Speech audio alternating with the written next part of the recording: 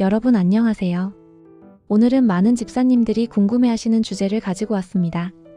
바로 우리 고양이와 함께 나눠 먹을 수 있는 음식에 대한 이야기인데요. 고양이를 키우시는 분들이라면 한 번쯤은 이런 경험 있으시죠? 뭔가 맛있는 거 먹고 있으면 옆에서 애처로운 눈빛으로 쳐다보는 우리 고양이. 조금만 줘도 될까? 하는 마음과 혹시 몸에 해로운 건 아닐까? 하는 걱정 사이에서 고민하게 되는 순간 말이에요. 그래서 오늘은 수의학 연구와 통계 자료를 바탕으로 정말 안전하게 나눠 먹을 수 있는 음식 5가지를 소개해드리려고 합니다. 근거 없는 이야기가 아니라 실제 연구 결과와 수의사들의 권고사항을 기반으로 한 내용이니까 믿고 따라오셔도 좋습니다.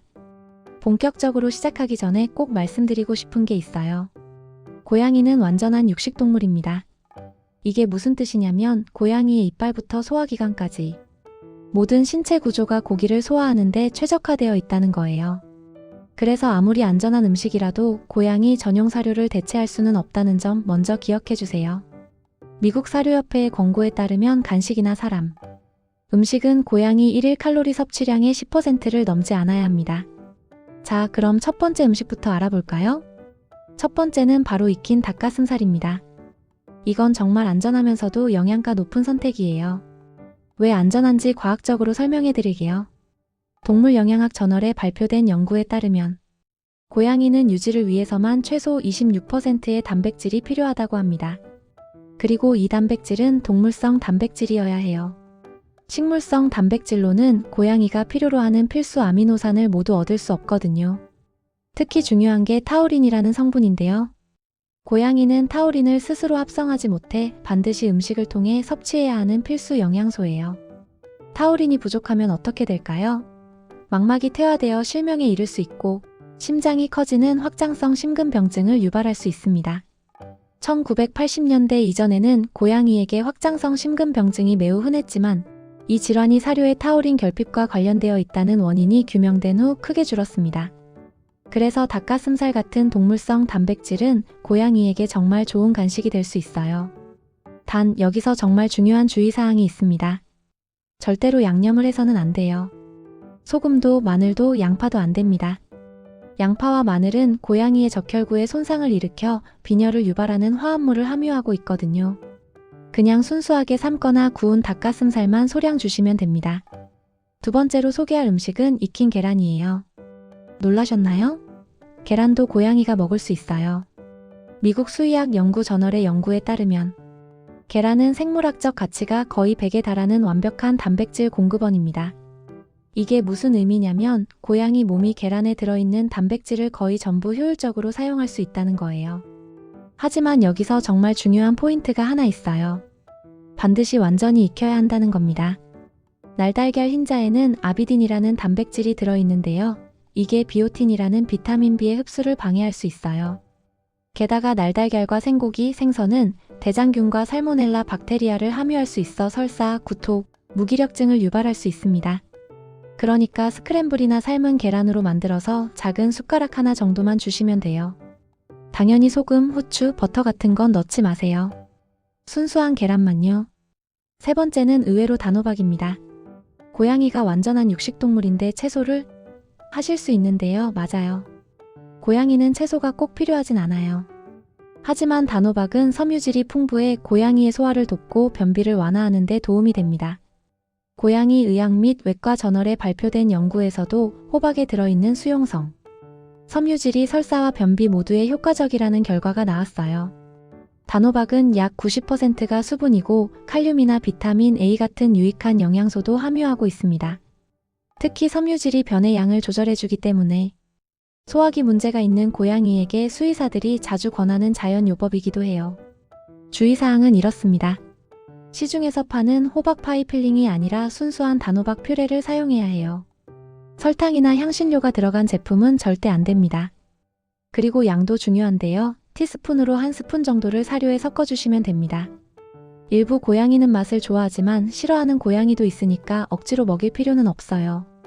네 번째 음식 바로 익힌 생선이에요. 고양이 하면 생선을 떠올리시는 분들 많으시죠? 실제로 생선은 오메가3 지방산이 풍부해서 고양이에게 좋은 음식이에요. 수의 피부과학 저널의 연구에 따르면 생선에 함유된 EPA와 DHA 같은 오메가3 지방산이 염증을 줄이고 건강한 피부와 털을 유지하는 데 도움이 된다고 합니다. 그런데 여기서 꼭 알아야 할 중요한 사실이 있어요. 생선은 가끔 주는 특별한 간식이어야지 매일 주는 주식이 되어서는 안 됩니다. 영양학 저널의 연구에서 생선을 너무 많이 먹으면 고양이의 비타민이 저장량이 고갈될 수 있다는 결과가 나왔거든요.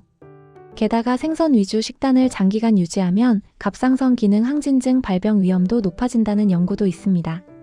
그러니까 일주일에 한 번 정도 아주 작은 조각의 연어나 흰살 생선을 완전히 익혀서 주시는 게 좋아요. 참치는 조금 더 조심해야 하는데요. 수은 함량이 높을 수 있어서 자주 주지 않는 게 좋습니다.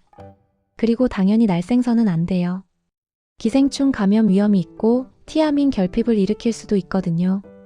여러분 여기까지 재미있게 보셨다면 좋아요 버튼 한번 눌러주세요. 여러분의 작은 클릭 하나가 더 좋은 콘텐츠를 만드는데 큰 힘이 됩니다. 자, 이제 마지막 5번째 음식을 소개할게요. 바로 소량의 블루베리입니다. 과일도 줄 수 있냐고요? 네, 특정 과일은 소량이라면 안전해요. 블루베리는 항산화제를 풍부하게 함유하고 있어 고양이의 건강에 도움을 줄 수 있습니다. 블루베리에 들어있는 항산화 물질은 세포 손상을 예방하고 면역 체계를 지원하는 역할을 해요. 물론 고양이는 체내에서 비타민C를 스스로 생성할 수 있기 때문에 비타민 보충 목적으로 과일이 꼭 필요한 건 아니에요. 하지만 가끔 색다른 간식으로 한두 알 정도 주는 건 괜찮습니다. 주의할 점은 딱 한두 알만 주셔야 한다는 거예요. 과일에는 당분이 들어있어서 너무 많이 주면 비만이나 당뇨 위험이 있거든요. 그리고 처음 줄 때는 알레르기 반응이 있는지 24시간 정도 관찰하는 게 좋아요. 구토나 설사 같은 증상이 나타나면 바로 중단하고 수의사와 상담하셔야 합니다. 자, 지금까지 5가지 음식을 소개해드렸는데요. 마지막으로 정말 중요한 주의사항 몇 가지만 더 말씀드릴게요. 첫째, 새로운 음식을 처음 줄 때는 아주 소량부터 시작하세요. 고양이마다 소화 능력이 다르기 때문에 처음엔 작은 조각 하나 정도만 주고 24시간 지켜보는 게 안전합니다. 둘째, 앞서도 말씀드렸지만 이런 간식들은 전체 칼로리의 10%를 넘으면 안 돼요.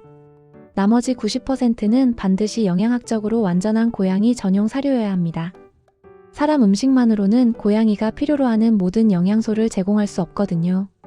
셋째, 만약 여러분의 고양이가 신장질환, 당뇨, 심장병 같은 건강 문제를 가지고 있다면 새로운 음식을 주기 전에 반드시 수의사와 상담하세요. 건강한 고양이에게 안전한 음식도 특정 질환이 있는 경우엔 해로울 수 있습니다. 마지막으로 절대 주면 안 되는 음식도 꼭 기억하셔야 해요. 초콜릿은 테오브로민을 함유해 구토, 설사, 발작, 심하면 사망을 유발할 수 있고 포도와 건포도는 신부전을 일으킬 수 있으며 알코올과 카페인도 절대 금물입니다. 우유도 젖을 뗀 후에는 유당불내증이 증가하기 때문에 소화불량과 불편함이 발생할 수 있어요. 결론적으로 말씀드리면 네, 고양이와 음식을 나눠 먹을 수 있습니다. 하지만 안전하게 과학적 근거를 바탕으로 그리고 적절한 양을 지켜서 주셔야 한다는 거예요. 여러분의 고양이는 다양한 음식이 필요하지 않아요. 그저 영양학적으로 완전한 사료와 깨끗한 물 그리고 여러분의 사랑이면 충분합니다. 오늘 소개해드린 음식들은 그저 가끔 특별한 순간에 유대감을 형성하는 작은 보너스일 뿐이에요. 오늘 영상이 도움이 되셨다면 구독 버튼과 알림 설정도 꼭 눌러주세요. 앞으로도 과학적 근거를 바탕으로 한 반려동물 정보를 계속 가져올게요. 댓글로 여러분의 고양이가 좋아하는 음식도 공유해주시면 감사하겠습니다. 오늘도 시청해주셔서 감사하고요. 여러분과 여러분의 고양이 모두 건강하시길 바랍니다. 다음 영상에서 또 만나요.